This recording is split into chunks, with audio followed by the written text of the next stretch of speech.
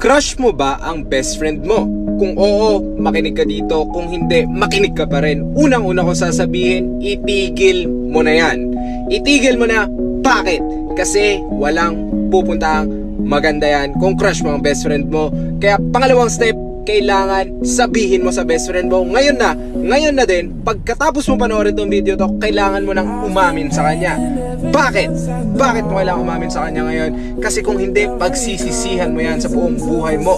Kasi pangatlong sasabihin ko sa'yo, kung hindi mo sasabihin sa'yo ngayon, sa kanya ngayon, at kung hahayaan mo lang na best friend kayo, dahil pagsisisihan mo yan buong buhay mo, dahil pag nagkaroon siya ng jowang iba, tsaka mo lang marirealize na umamin sa kanya. At pag umamin ka sa kanya, either iti-turn down ka lang niya or makakasira ka ng relasyon dahil inamin mo nung may jowa na siya. Kaya aminin mo na, sabihin mo na, puntahan mo best friend mo, itag mo siya ngayon dito, itag mo siya ngayon dito para sabihin sa kanya na may gusto ka sa kanya. Tapos